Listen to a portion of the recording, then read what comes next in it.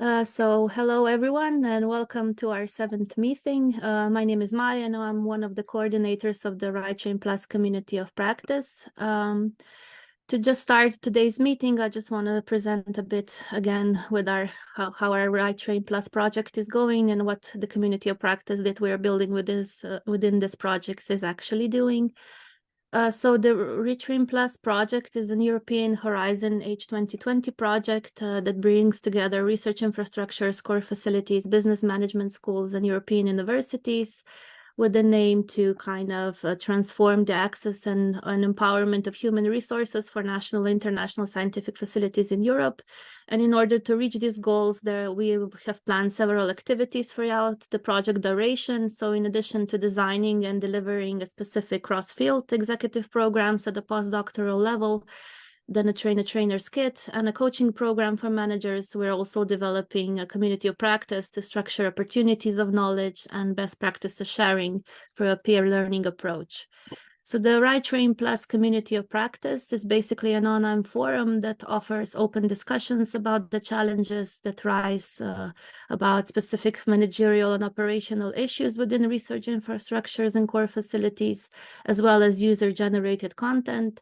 And with targeted workshops and online meetings such as today, we try to address these questions. So the community of practice is led by Sesda Eric, specifically by the Slovenian Social Science Data Archives, which me and my colleague Irina are presenting. And we are also supported by the University of Milan and Elixir European Bioinformatics Institute. So the community of practice basically consists of 4 activities, well, maybe 3 activities. So first are the community of practice workshops that are happening throughout the project's duration. This is basically a meeting place where representatives of several research infrastructures and core facilities meet with experts in management sciences of universities to exchange experiences, learn from each other, and discuss possible means of overcoming common challenges. We're planning to have one workshops in the beginning of next year, so be sure to look out for any new information on the Community of Practice website or the RItrainPlus website for further details. And the second element are the main online Community of Practice contents, which are these online meetings such as today that happen basically every 2 or 3 months. And then we also have other online content where in between events, we try to encourage some interaction between our members and share some relevant information as well. So we would like to also inform you that there is a separate subpage on the website of the RItrainPlus project that has all information about our community of practice. There you can access all of the blog posts of previous events. So I would just like to invite you to promote this page in your community, as well as to make sure that many people as possible are aware of our community that can benefit from this content. The link on the page is on top right side of the slide.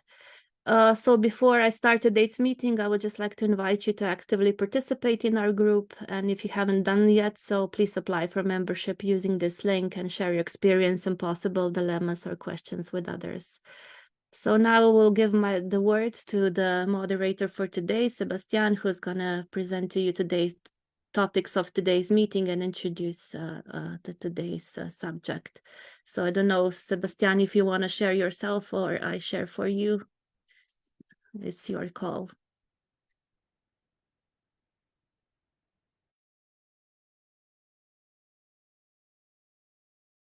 I can't seem to hear you, Sebastian. Yeah, sorry. No, yes, if you can allow me to share my screen, it's okay because okay, then you I'm just ready. share your screen. Yes, you can. Yeah, okay, that's done. Is it fine with everybody? Can you see the screen? Yes, just put it on full screen. It's fine. Yes, perfect. Thank you. Thank you very much for your introduction, Maja. And today we will be talking about access in experimental research infrastructure. So, of course, if you got any questions during the presentation, you can intervene and just rise or open your camera and speak directly with me. It's fine. I will be ready to take on questions. Anyway, we will have a specific session for exchanges between us. So even though it would be, I will try to stimulate and ask you a different question myself. So we will have some interaction in between the different sections. And those sections will be three. One will be dedicated to the specificities of experimental research infrastructures, because there are some, and we spent some time speaking about that. Right after, we will have a short section about how to regulate and handle the accesses to the platforms, the experimental platforms. And the last one would be a broader overview of how to manage such type of research infrastructure in terms of global management, but also in terms of strategies too. So here we start with the first section. And first of all, this is very general, but we might start here just as beginning, just to be sure that we are using the same words. Research infrastructure here is a short description that I've found on S3, so it should be updated, I guess, where it is just describing the main purpose of research infrastructures. But you got also what is interesting me here is just details that you got about the inclusion and the fact that in those research infrastructure you got quite diversity with a blend of major, as it is said, scientific equipment and instrument. You also have different things like collection, archives, or database, different tools that are different from facilities themselves, or they could be called facilities too, but it's slightly different, like computing systems or communication networks, and other any infrastructures that are of unique nature and that are, of course, in the sense of open science, open to external users. So if we look at the objectives, this is one again one introduction that could apply to all research infrastructure, and I'm pretty sure that you already know that by heart. But it's always interesting when we try to differentiate the research infrastructure to be sure that we have this overview. Of course, it's about improving the international and national investment into research facilities and platforms. So, in other words, per se, to avoid fragmentation and duplication.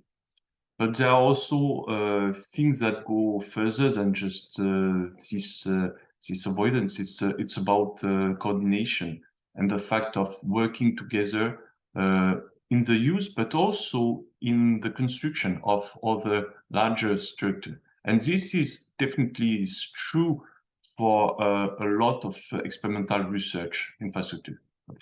Just this is a good set of example. For instance, the CERN or the ESRF are physical facilities where you got international construction of very large infrastructures. So it's they are a good example of joint forces. And also you have, and this is of interest for experimental infrastructure, you got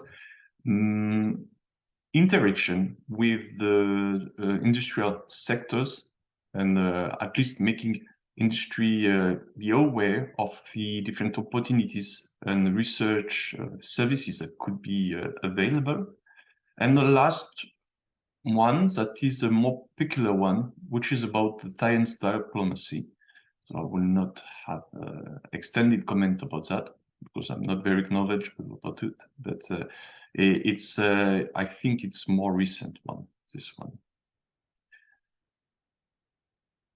So you got different ways to describe the research infrastructure in the way that we is oriented this presentation. Of course, we were speaking about experimental infrastructure, but of course, this is quite reductive somehow. It has a meaning because there are some specificities, as I was saying, but you already know that you can. This is not the only way to look at it. There are plenty of ways to describe the different research infrastructures. And what was important for me was to, at the same time, when I was willing to speak about experimentations, I have to admit that there are inside this category a very, very large diversities of experimentation and ways to apprehend and to understand what is experimentation. We will have some time here to describe a bit how it could be differentiated with other research infrastructures. So on the right side, you got a schematic that is more or less describing different ways of applying research with research infrastructures. So this could be and has been described in many ways, but here it's quite covering everything that we've got, at least in the history. You've got descriptive research infrastructures that are mainly observatories. Of course, everything that I'm saying right now is could be understood as just a type of activity, but it is obvious that in a lot of international facilities and infrastructures, you've got a blend of all these different activities. So it is not predictive. It has to be understood just in terms of activities. You've got also analytical facilities where the activity here could be split into two different type, I may say. One would be just to use them, and we will see that later. It could be assimilated more or less to a mean that is necessary for research, but that are not standalone by themselves because they are used with other methodology and other type of research. They are sustaining the other research, but they are just used for. It could be the same. Could be said, for instance, from a data center or something that is more in terms of network.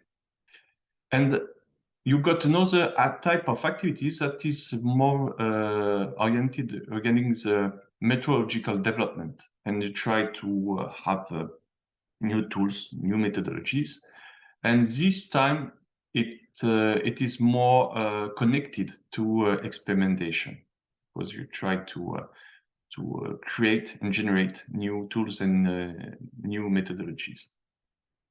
Of course, I've already spoken of the mean, so I will not get back to that one, but it remains the experimental type of activities. You've got in situ and ex situ experimentation. You can describe once again in different ways how the experiment could be done, of course, but it is interesting here to say it because generally ex situ experimentation could be associated to descriptive activities, of course, because you are in the field, you are right in the confronted with processes that are natural. So it's more frequent that you will have, in addition to experimental setup, you will have observatories or tools that allow you to make observation of natural or not natural, but at least unperturbed and untouched processes. So here the main point between because you see that I had a table on the left side about differences between descriptive and experimental research. The main point is that in descriptive research, the one that is performed in observation, just observation, you are of course performing actions and you are somehow interacting with the environment. This is obvious, but you have not the intent to change it. So you are not willing to test hypotheses by changing the process or the object of study itself. While for experimental research, this is exactly the contrary. You also have tasks that are dedicated to observation of some results, but you are willing to interact directly with the processes of the object that you are testing. So it leads here. So you got just the description of how we can describe the experiment and versus observation. One very important point, generally it is assimilated that it could be, of course, real, but also virtual. You can have something that is understood as experimental or experimentation through modeling or through achieving virtual assessment of any kind of simulation. Of course, you can have, and it is generally the case, a blend, a mix of both of these approaches. Now, what is interesting is that the main differences with the other research infrastructures or the other type of activities, it's more correct to say that, is that generally experimental facilities are more industry-oriented. In other words, they are more related to research and development and innovations activities. But it's very important. They could be very deeply involved into fundamental sciences too. I was naming a few facilities, very known facilities that are working on physical matters, and of course they are working on fundamental sciences too, and they are performing experimentation. So it has to be taken with this specificity, but globally, I would say that you will find a lot of R&D innovation in experimentation. It's less focused on geographical coordinates. So this might seem a little bit awkward to have in the bullet points this very specific consideration, but it has a meaning and consequences with the way that you understood the experimental activities.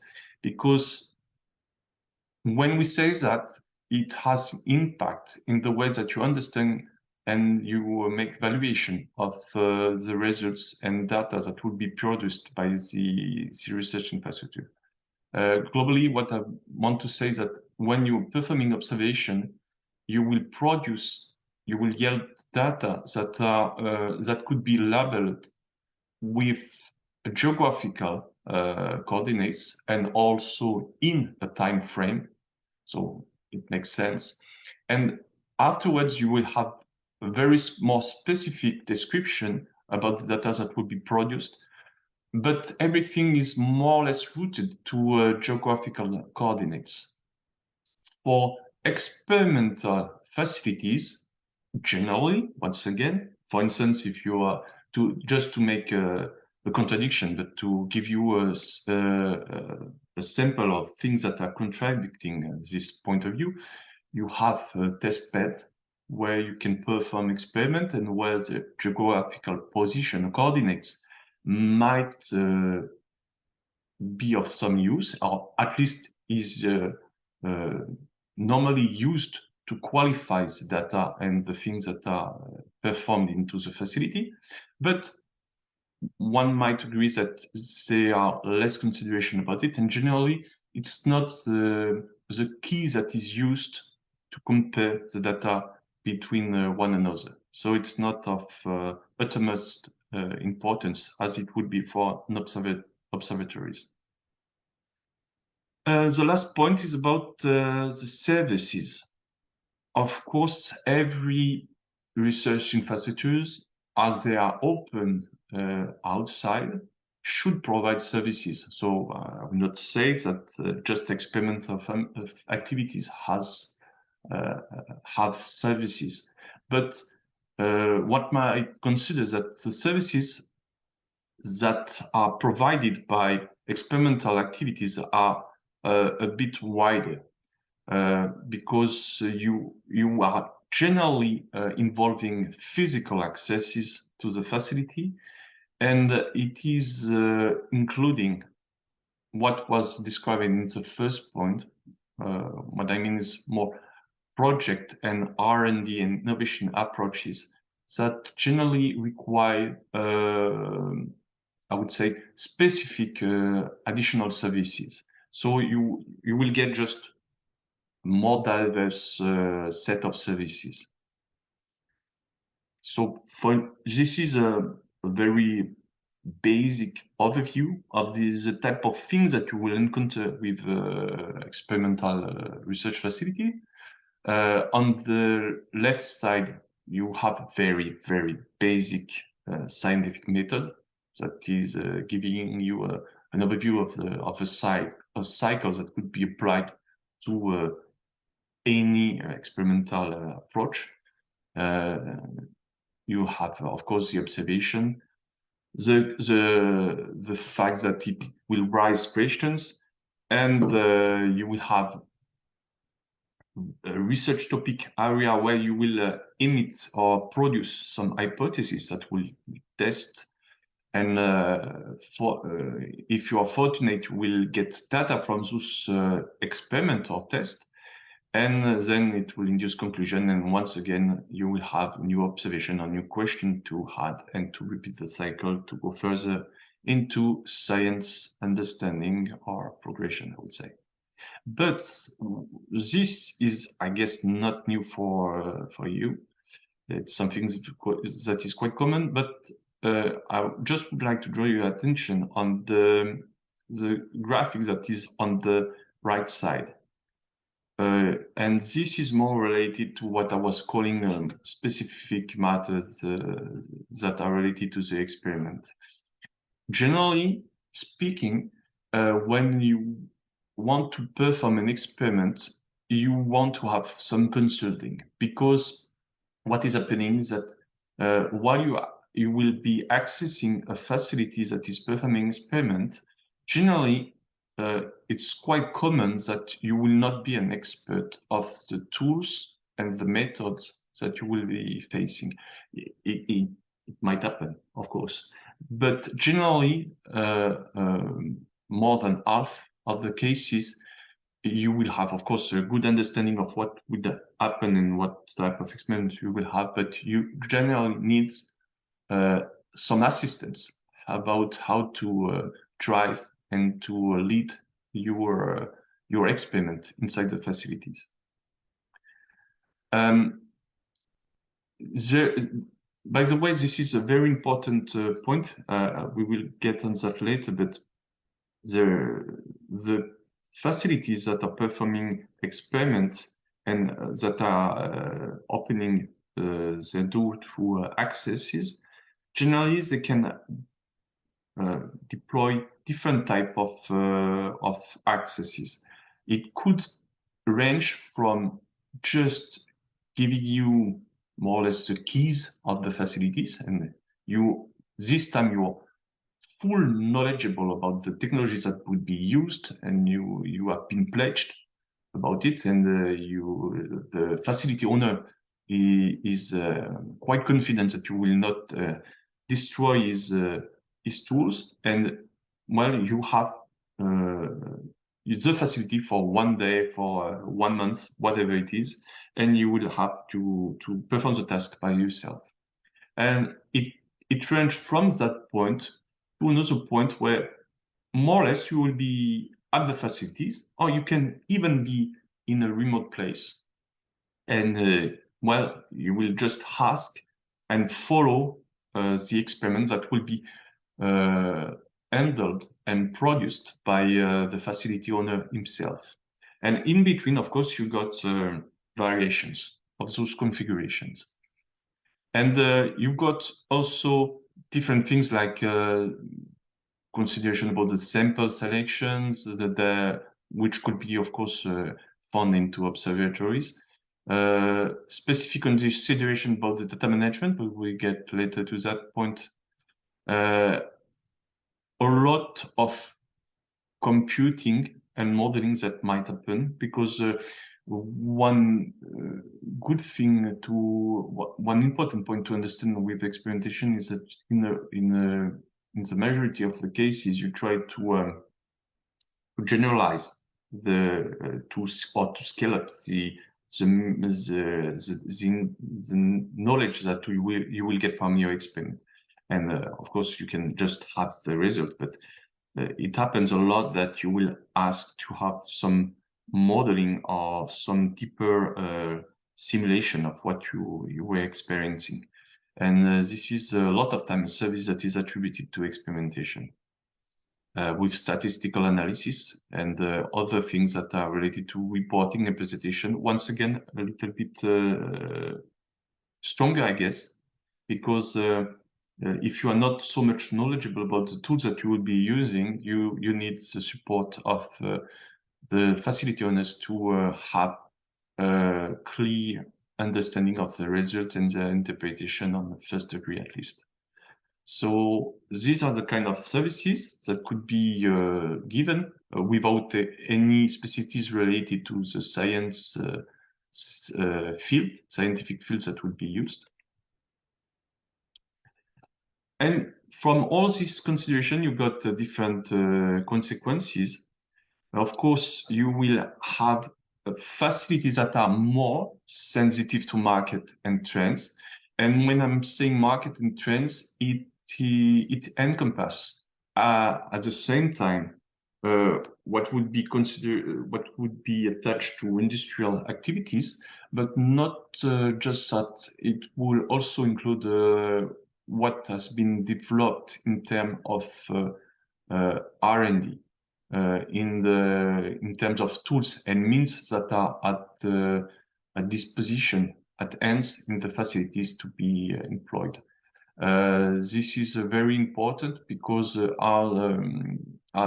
as you want to perform experiment, you have trends in terms of what is used or what is considered as the main ways to perform properly some assessment or some testing, and therefore the facility owners should be very careful about being updated with those trends. And for the industrial market, of course, it means that you have to follow the needs because it is quite driving a lot what the private companies would ask, but indirectly what the researcher would ask to you, because they have been funded by private company or they have been funded by public funds that are willing to help industrial activities.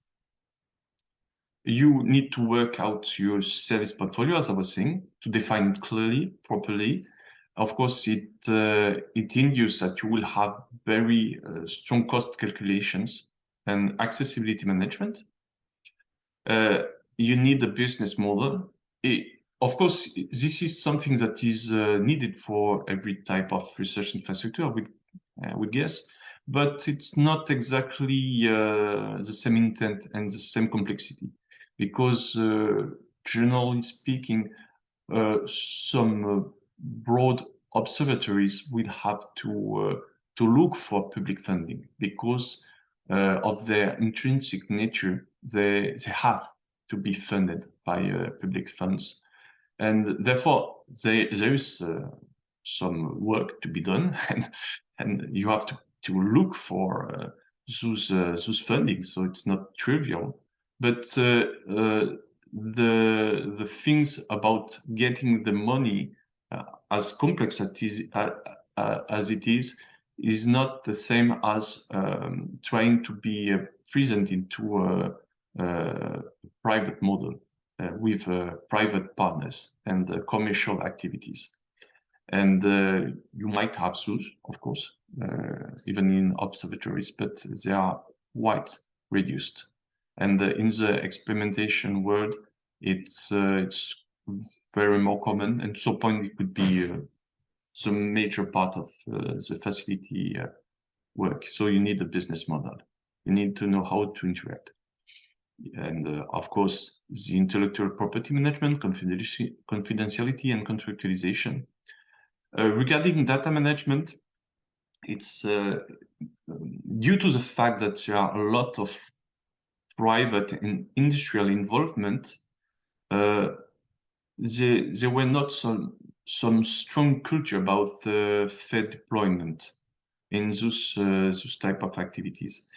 However, this has to be taken with consideration of very specific fields, for instance, in the health sector, where there are others too. For instance, the material science, where you got a lot of standardizations that are required, and so you got implementation of those principles that were very efficiently performed. But more globally, and to the exception of those specific fields, you got a large range of experimental facilities that have not started even to work on the fairness of the data. So to give you an example of how it works more concretely with one research infrastructure that I'm working in, it's called RIC. And I will use this case as a guideline because it's quite pure experimental research infrastructure, and I guess that it's a very good opportunity to give you some insight about how it is handled and what issue it is facing. So, as an introduction, the mission of Excel is all about CCS. So if you don't know how about it, it's about capturing, transporting, and storing CO2. I might say that he has shifted over time, and now it's considering other things like CO2 utilization and other deployment of green energy systems into the underground, like for instance storing hydrogen or geothermal activities or heat storage, this kind of things. So it's encompassing all these type of activities. So here you got the schematic about the process itself. It's a landmark, so it has some seniority in the European research infrastructure, and it's gathering about, now it's more, we are very close to 100 research facilities. It's covering what we call the CCUS value chain. So I was speaking about CCS, which is integrated into the Excel name, but the U is for utilization. And here is one good example of how it works for such research infrastructure. Here is the offer. So it means kind of set of very broad services that are given by the research infrastructure. So here you got, for instance, the access, which is mandatory, I would say. But you got more specific things besides, for instance, the fact of having a single contact point to the facility. So your question of communication, duration, but qualities of accesses.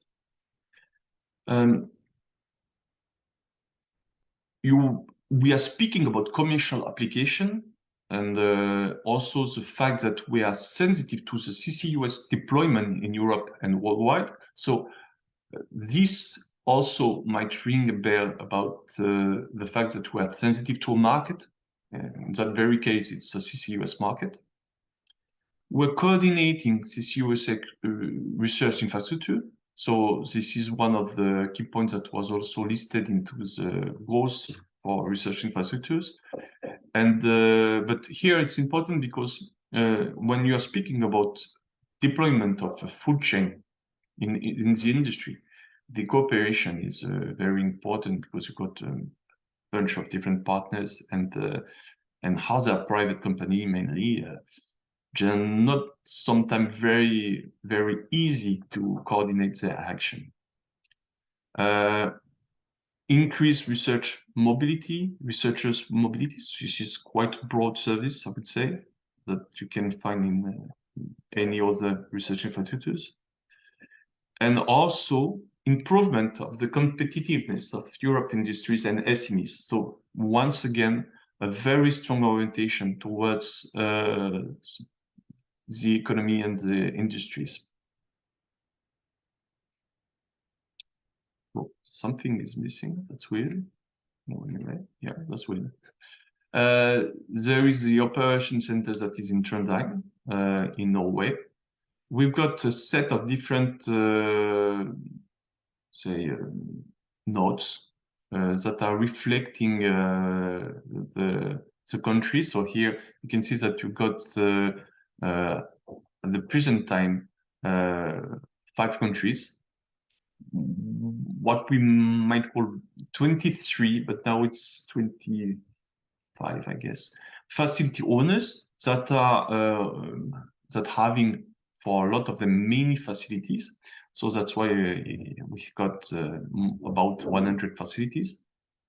But we'll not go deeper in that consideration. What is important here is that on the little pictures that you get on the screen, you can see the diversity of the different platforms that we get. And this is also a point that is interesting in working experimentation, because we've got things that are ranging from I would say a facility that is that could be encountered on the table and that will be a few centimeters large, so to perform very small scale experiment, I would say.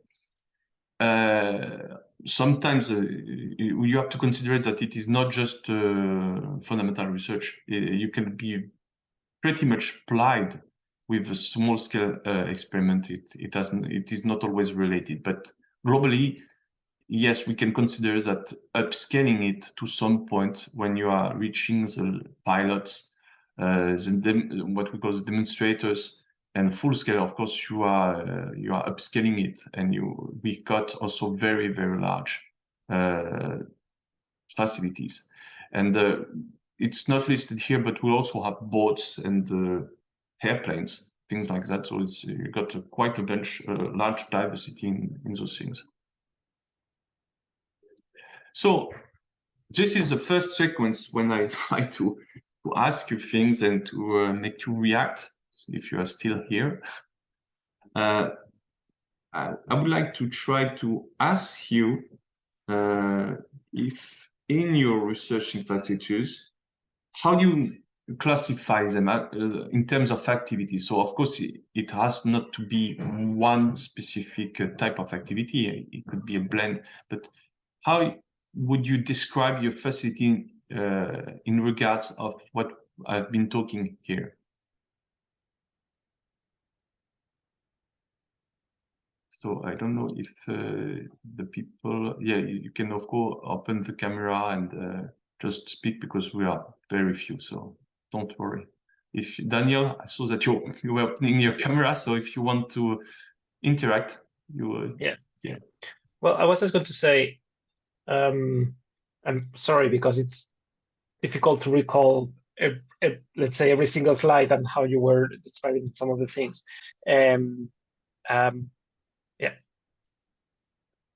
Yeah, maybe that one.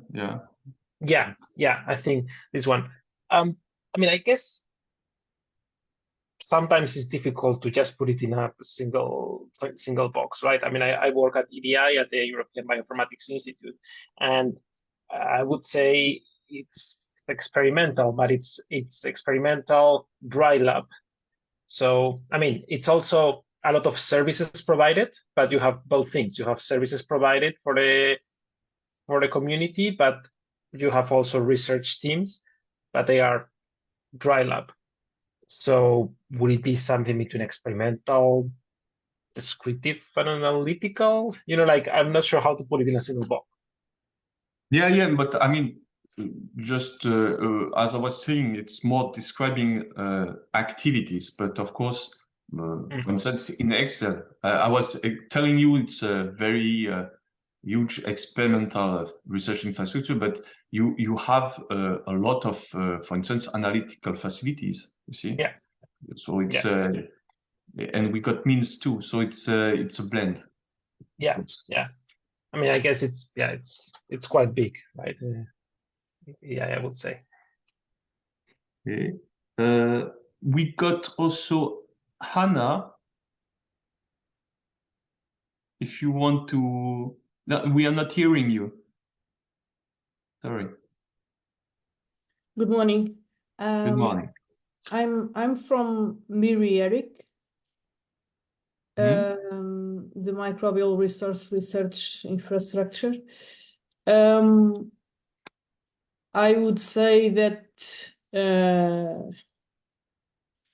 we are a bit of each because we are the single shop point for microbial culture collections.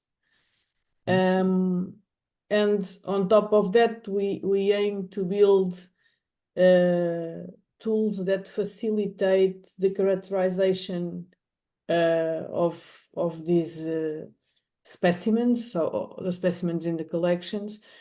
And also we may provide, as you were mentioning before, the TNAs, the place where researchers can come to complement their research, doing particular experiments that they don't have the equipment or the conditions in their labs. And this, of course, beyond the provision of the strains. I would like to ask both of you about when you are, of course, I guess that you have been in contact with other research infrastructures, for instance, in RItrain or with other people. And what did you perceive as differences between the way that the research infrastructure is managed within your research infrastructures and the things that you are perceiving or watching in others research infrastructures? Do you notice any specific change or differences in the way that it is managed? Or for you, it is all the same? There are not so much differences. I think the difference that I see is that, I mean, it's very well established. So then the capacity also to manage, like, compared with a very a new RI, a new core facility that is really starting, and the capacity they have, the means they have sometimes are more limited. So I think that sometimes I feel that new RIs we have to acknowledge that they need more support to be able to really consolidate themselves. Okay, so it's in terms of support. Okay. Yeah, I mean, yeah, that's what I would say. Like even in a couple of projects in the past where we have been talking with RIs about their needs, you can see that advanced RIs ask for some kind of things that other RIs say, well, we are not at that level yet. We cannot even, if we want to offer, I don't know, advanced computational capacity or something, And ERI is going to be like, well, we don't even know yet what to do with it. We are still at a more basic step of getting established. Yeah, and just to be sure I understand you, specifically for what you were just saying, in which type of activities was it noticed? So, okay, so I mean, I work in the training team at DPI, and in one of the projects that we had, EOSC Live, we were designing computational workflows to help in analysis, to establish pipelines, and then we were talking with different RIs about what are your needs to make sure that the pipelines we were designing were useful for the community. And that's where we saw huge differences. RIs that are well established, they were more like the barriers they would find would be maybe more, for example, more in terms of ethical and legal and understanding how to proceed with data requirements. While more like a new RI, they would struggle more with actually having capacity, having people that have the knowledge and the skills to use those workflows. So they would not be caring very much about the legal aspects yet, because they don't even have, they might not even have yet people to use those workflows, to do those analyses, to use the new computational tools. Okay, yeah, okay, that's clear. I have faced the same situation, so it's okay. Yeah. Before we go to Irina, Anna, would you like to complete?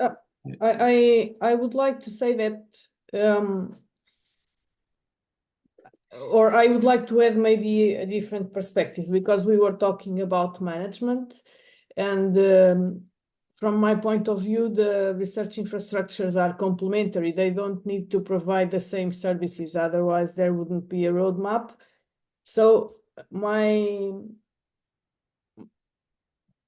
perception is that, for instance, my infrastructure is material, while, for instance, I would say that Elixir, of which EBI is part, is more virtual, because it's mostly databases, data management, and services that are not tangible, while we can offer a specimen. And this, of course, has different issues regarding the need for facilities, and the provision of services is different. And also, I don't think I need to have the best data management skills.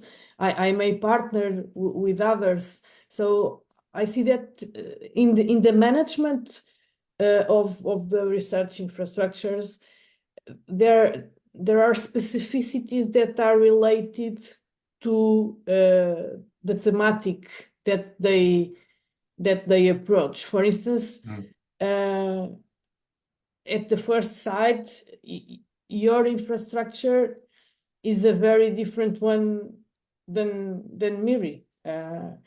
Although we could interact, because the bugs could be sequesters of CO2 and stuff like that, but we would never be doing the same thing.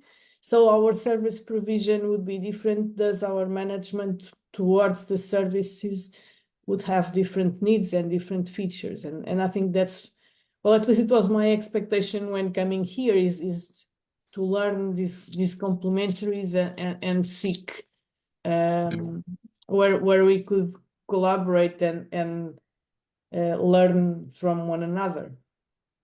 I think that this is the very place. All right.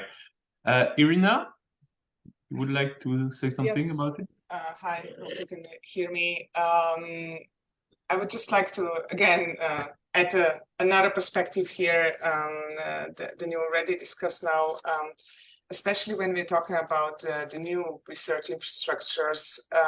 I think one element that we tend to forget is visibility, whether and how they actually get users.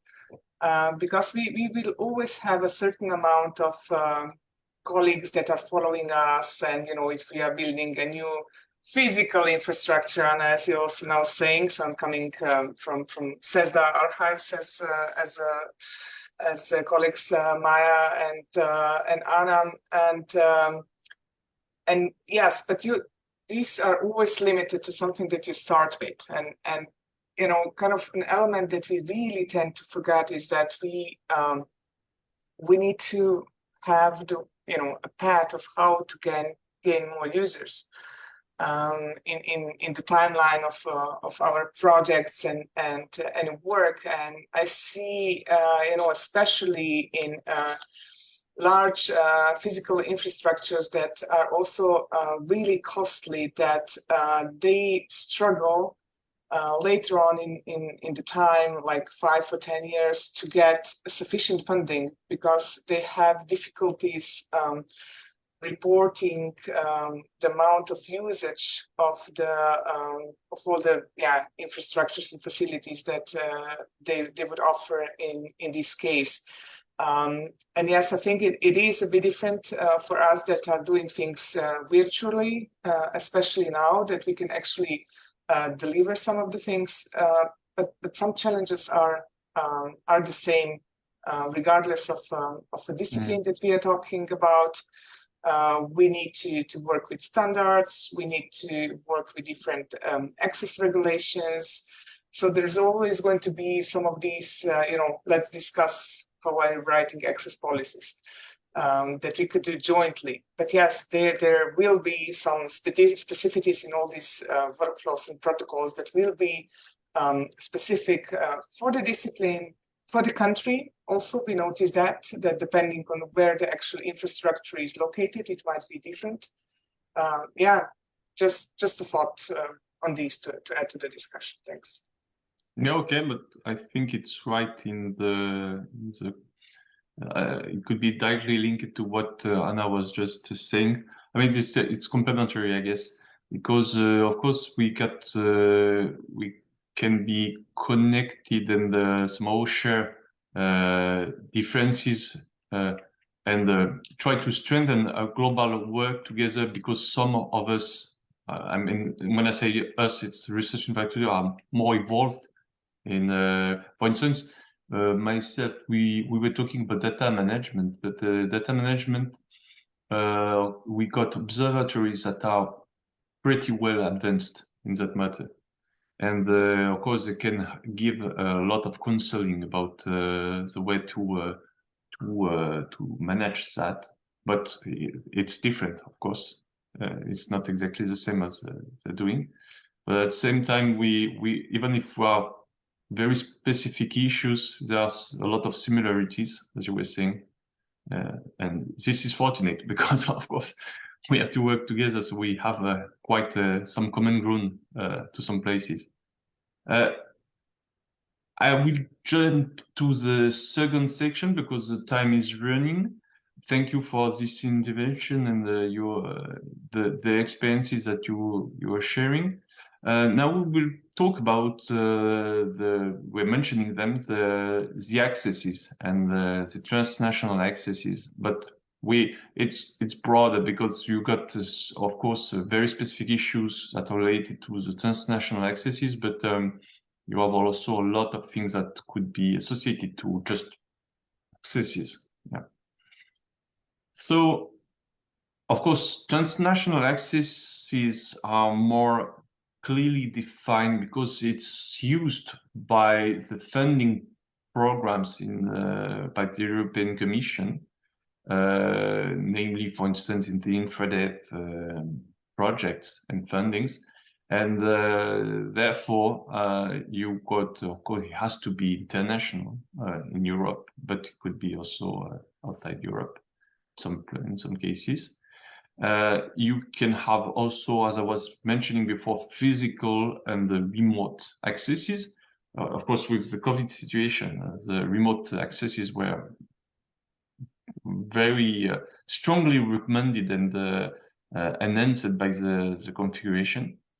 Once again, you've got a list of different things that could be accessible, laboratories, observatories. So you see that the observatories, of course, can have transnational accesses. So it's not something that is forbidden. To the contrary, computing facilities and so on. Here, I will try to work a bit about how it is handled so this is more within Excel. And here, due to the fact that you got a split between what is defined by the European Commission as transnational accesses, and that is funded, and you got a bunch of other type of accesses.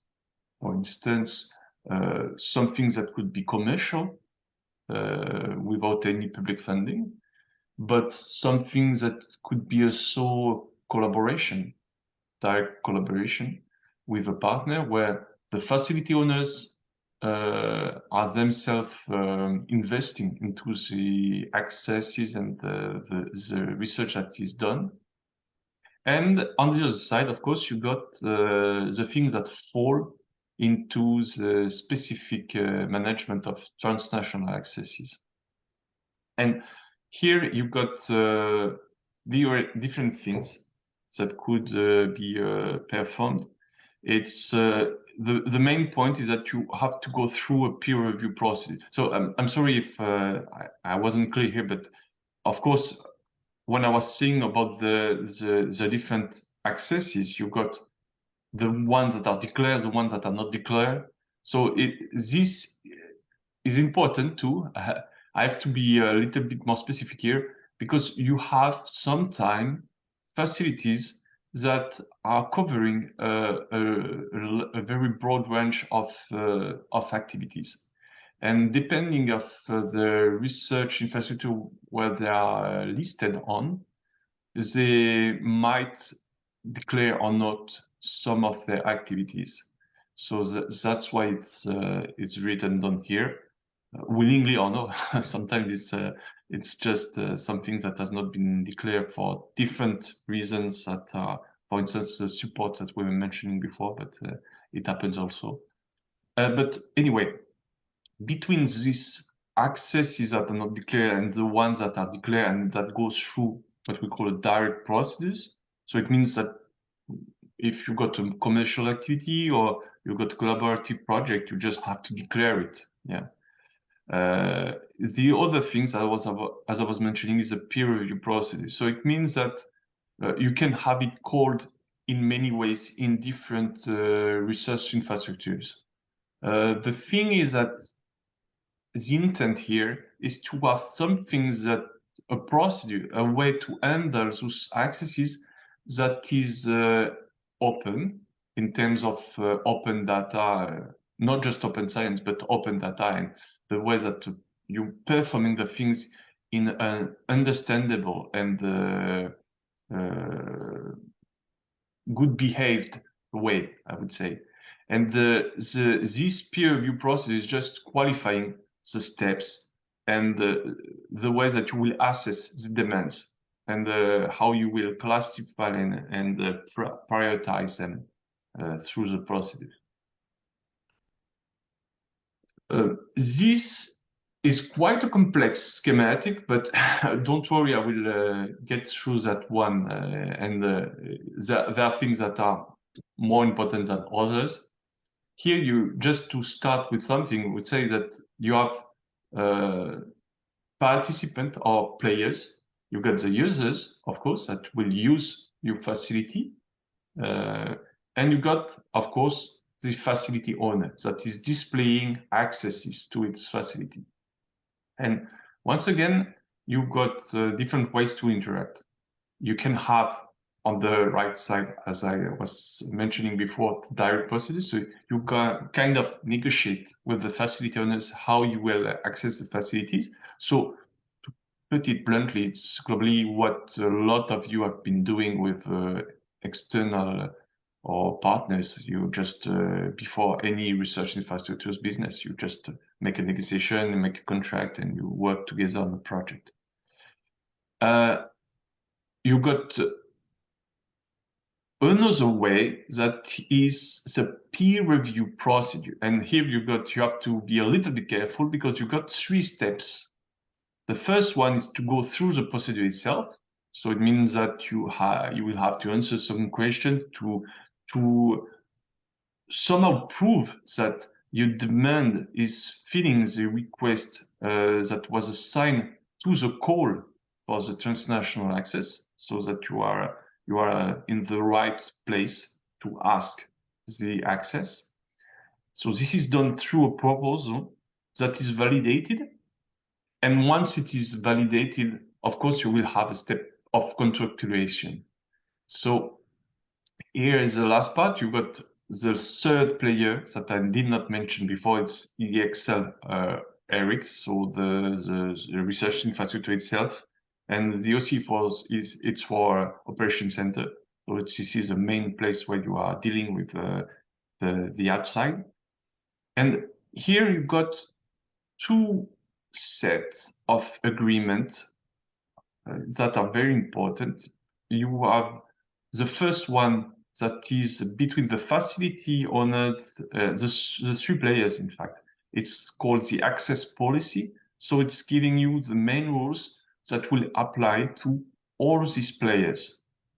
And this is very important because this is exactly where everything is written down, where you have to go through it and through the articles to be sure that we have understood the same things. So these are the rules. And you acknowledge those rules through what the facility owner will call a service level agreement. So this is an agreement between the facility owner and the research infrastructure about the recognition of the access policy. See, so to put it in the right order, the access policy is edited by the research infrastructures, and therefore afterwards the facility owners are signing a service level agreement that is acknowledging the access policy. And there are, why do we have specific agreements? You will see later, but you might have deviations depending on the facilities. So he has to be specific. And the last thing that is important is the model access agreement, or what we call just the access agreement. It's just the contract that you will have between the user and the facility owner for the access to be implemented. And of course, there is in this access agreement a recognition of the access policy for the user. So this way, this is the way that it is performed in Excel, but it is quite common for a lot of research infrastructure. It's not, it's generic. So the intent of the access policies globally, beside being a set of rules, it's of course to have professionalism, to improve the quality for the different services. For instance, I was mentioning the fact that in Excel we say that we got 1 contact person, so this is kind of quality that we'll have. Security, of course, to avoid to mitigate risk and damages. Trust, also, this is very important because each time you might spend a lot of time into negotiating because there is a lack of trust. You don't know how much you will have a good negotiation for yourself. So the fact of having models of agreements and access policy try to balance that and to make it fair both for the users and the access provider. Exemplarity, of course, we are sticking to the rules that are given by the European Commission regarding a bunch of different principles that we'll list later. And it also is the entrance tool for performing the follow-up, because here you have to assign what has to be reported. And this is a good way to have a follow-up, to have data management, and to produce KPIs.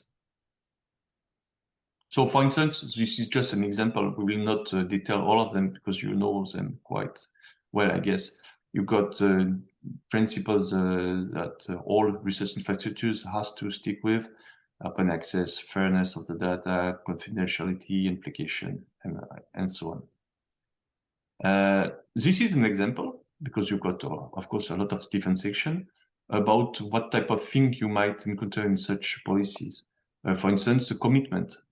There is a commitment for the facility owners too, but this is just one example of what you will have for the users. So, of course, there are legal issues, but also things that are very practical about the timing, the way you should inform and give notice about some issues or some delay and things like that.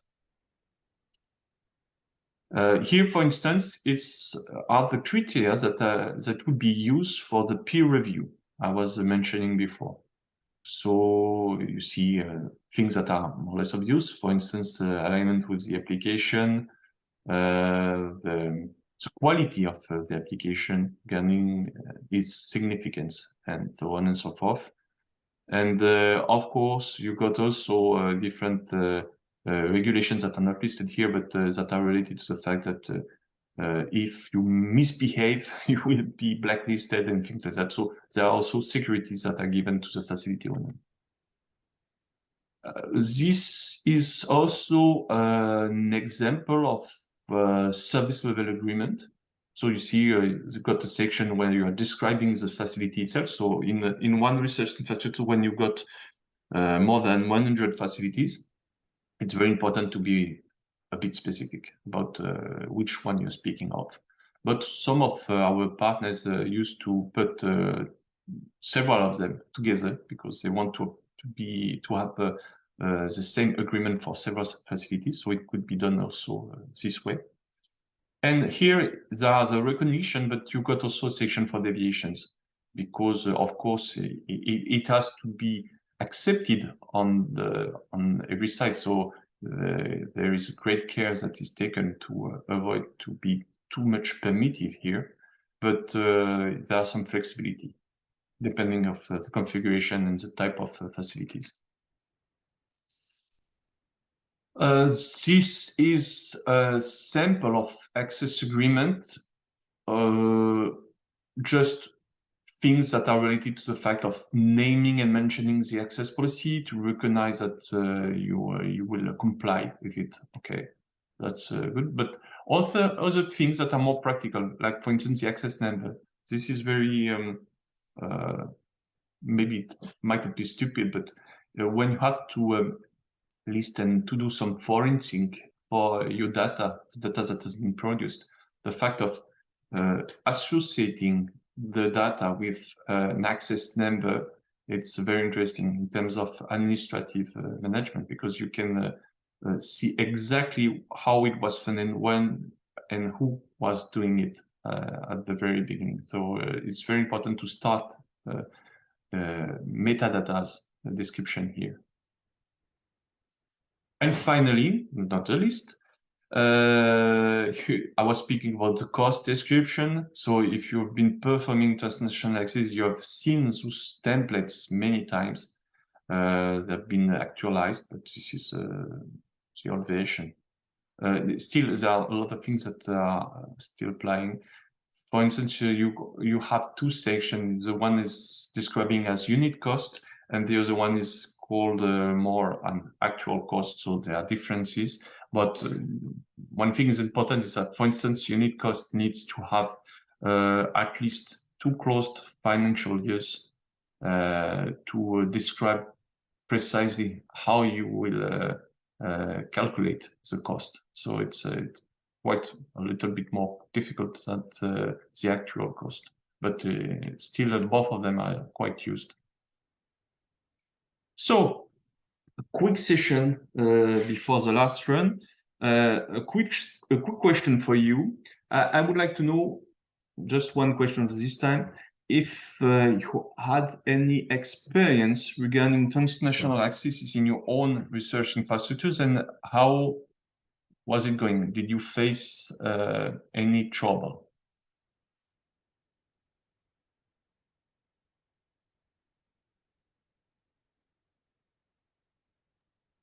So I can add something. It's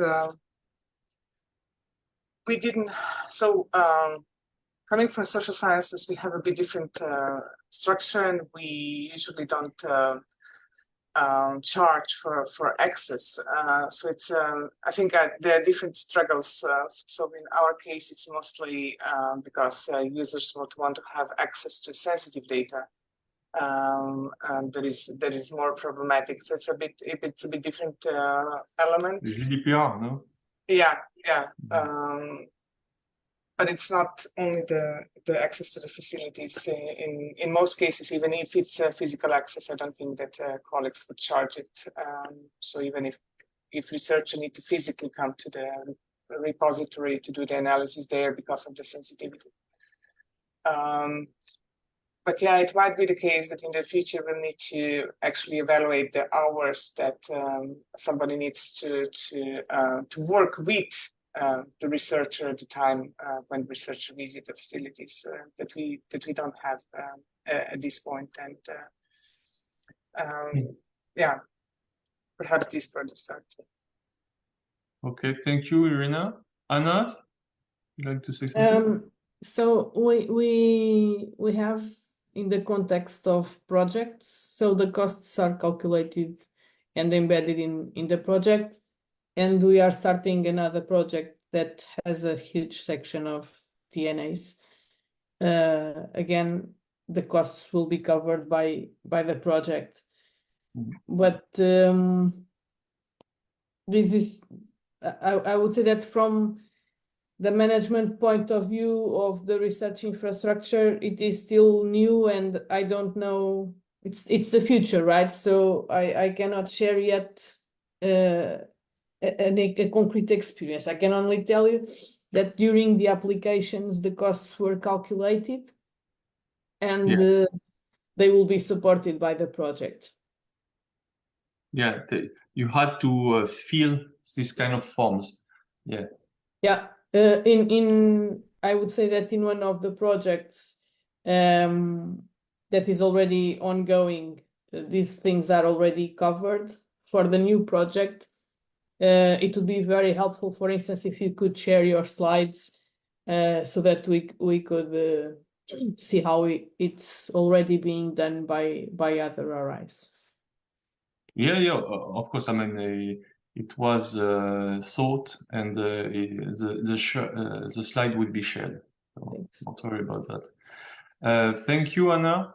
So this time is still running, so I'm jumping to the last section. Yes, about the management and follow-up. So there would be, for this section, 4 different topics. The first one is business models. The second one is the adapted procedures. Just a set of examples. This is not exhaustive. And the fact of following the trend and needs and data management. So regarding the business model, this is one, of course, which is given for the Excel research infrastructures, but you got different things, because while you're producing this, you need to have clear identification of the users' diversity. You have to see how you can be supported in terms of fundings, but also in terms of services and actions. And you have also to work how you will communicate and display the services through, for instance, website and different events. So this is the type of schematic that could be given for the business model. Of course, this is quite not deeply described. And generally, you've got a schematic, but you've got a text that is accompanying it, and that is describing more precisely each section. But he has to be taken care of, because generally what happens for very newborn research infrastructures is that they have an intent or the feeling about what should be done.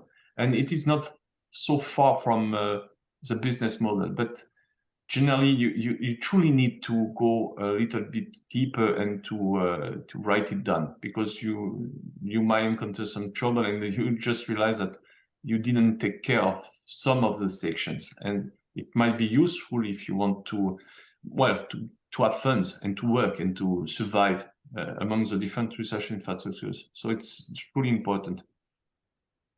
Yeah, this is another way to look at it, about the ways that it could be implemented and incremented, because you've got levies effects. So these are also part of the business model, and you have to consider them in terms of, I would say, assessing the long-term effect of your activity for your partners.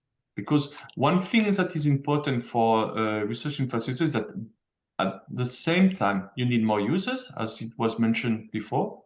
This is a very important goal. But you also need to keep your partners, because sometimes they've got a cost to participate into the research infrastructure. It's not always free. It might happen. It depends of the country members. But at the same time, you truly need to take care of your partners. So the business model is here for that too, is to underline and to take care of the benefits that will be shared by the partners. These are samples of different procedures that could be used, for instance, in Excel, but I think it's not that common.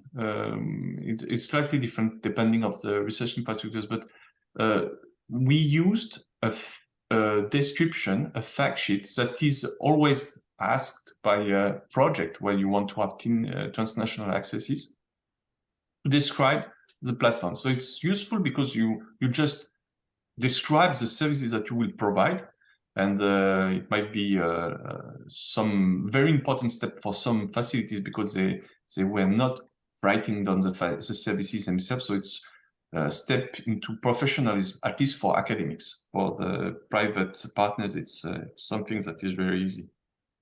And this is not just a description and not just some form that is used for the project. It's the entrance ticket to be inside the research infrastructures, at least in Excel, because it's what you're providing to say that you can be a part of it, you see. So this is part of one of our procedures. We've got a very descriptive procedures about the fact sheet itself, how it is given, who has to read it, and how it is validated. We'll not go through that, but it's just to underline that it's very important, because here you have sensitive matters. For instance, somebody bring a facility or type of facility that is already present into the research infrastructures, into Excel in that case. And this could be problematic. So you have to think about it to see what would be the criteria that will make Excel reject or take in the new facility. So this is the facility inclusion procedures, you see. And for instance, in the evaluation section, you've got different things. For instance, if there are overlaps, this is a D section in the evaluation section. You've got, are there any overlaps between the facility services? And this way you will have to describe it and to try to be more specific in order to have a smart management of the services and to be a bit more specific. But also there will be the demand that will be taken into consideration.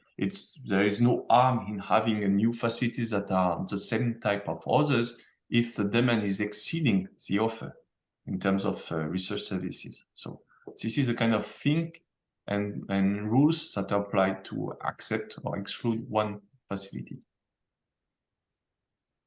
Another section is about the following up of the trends. So I'm here I try to cover everything. I mean, at the same time, the scientific and industrial world. So you have to perform different type of assessment. Among them, you got gap analysis, heat maps. You're just looking at the interest and the trends, and you try to characterize them. there are also other things that could be done. For instance, landscape analysis, surveys. So landscape analysis are very interesting because they can, as the S3 was performing, or some sort of landscape analysis you can perform. It's very important because it allows you to know where you stand and how you will interact with your other partners in terms of research infrastructure. So this is very useful.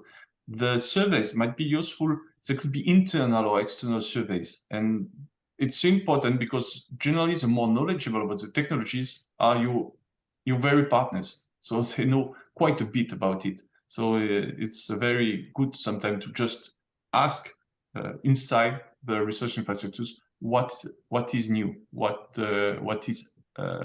has to be taken care of. And yeah, for instance, this was one study that was performed through Excel about the evolution of the TRL and the technological development of CO2 capture. See, so here you have to take care of that because you always want to be one step ahead of the trends to be sure that you're not providing services that would be outdated. Of course, as I was saying, in the business model, you have different steps where you can try to regulate those findings. You've got partners consultation, users consultation through the access policy, as I was saying. You will have them to report what they, not just how they were happy with their scientific findings, but also how they were feeling about the quality of the access and what would miss, for instance, or what should be improved. And well, you try to find new services or new updates, and you try to have new type of accesses, new facilities, new communication, and different type of means that would help you to diversify your services. And the implementation goes through a lot of different action, of course, new members, coordination, collaboration, but also capacity building. And to some point, if you're successful, you are able to get new systems that will be monitored by KPIs or other things, and that we allow you to assess if you did the right thing.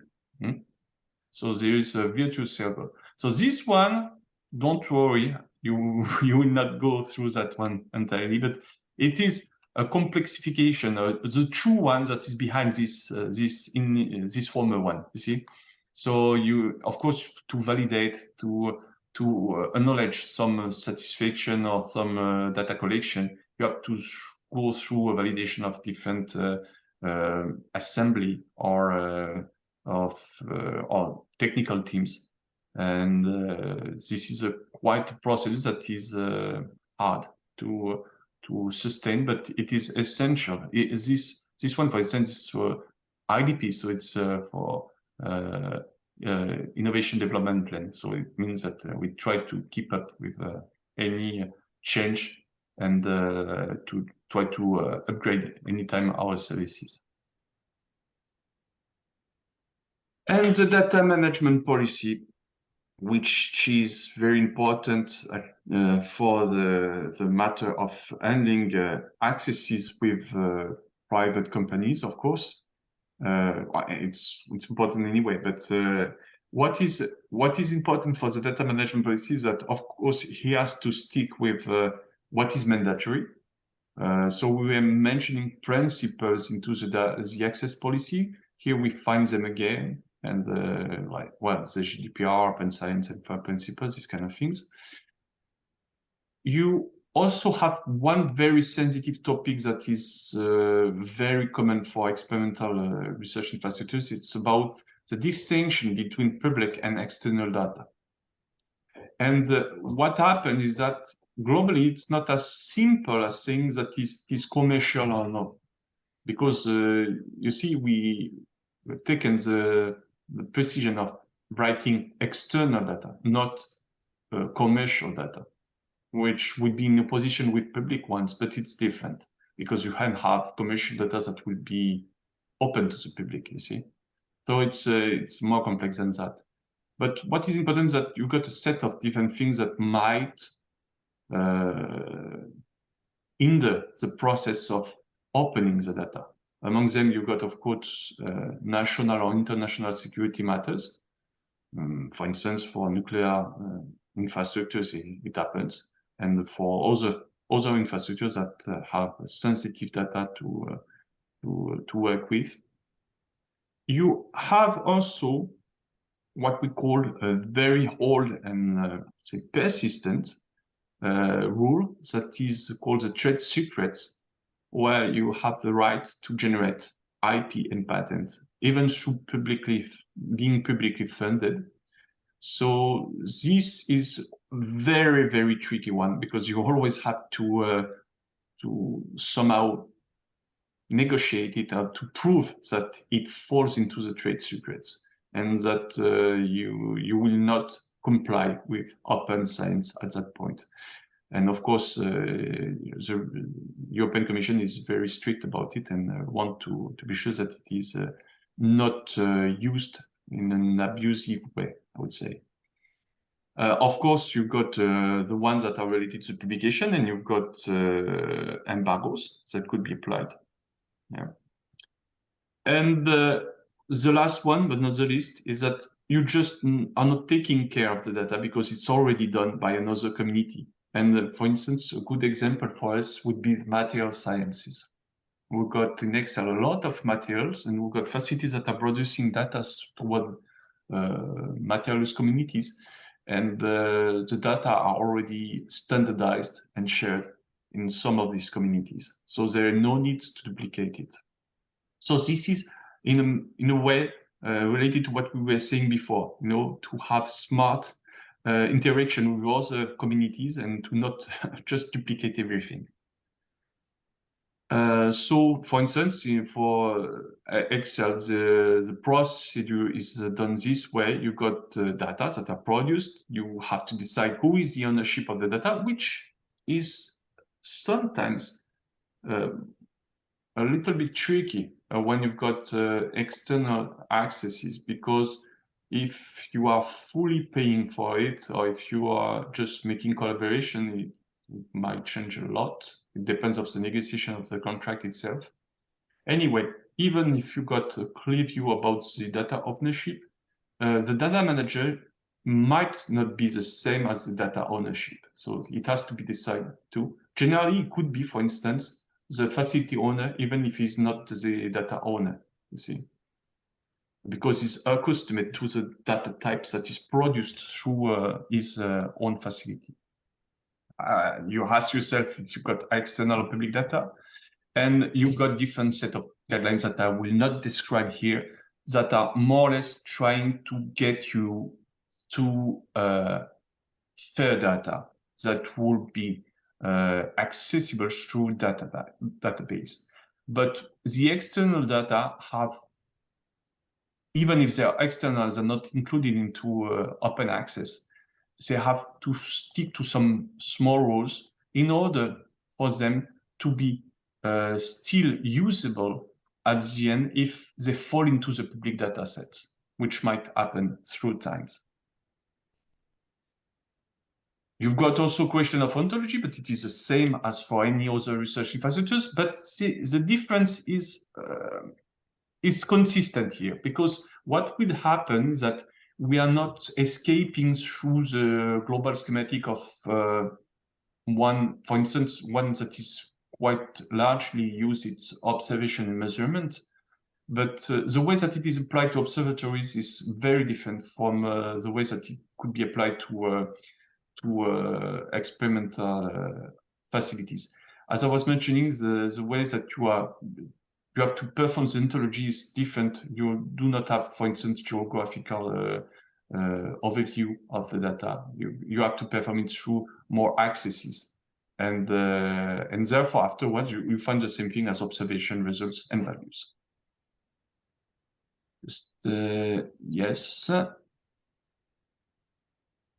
this is the one set of example of the first draft that were performed with Excel about how to classify and to have initial metadata sets to allow the facility owners to describe what they were doing. So I will not speak too much about it because we are at the end. So, but just one thing that is important is that generally we cannot display everything.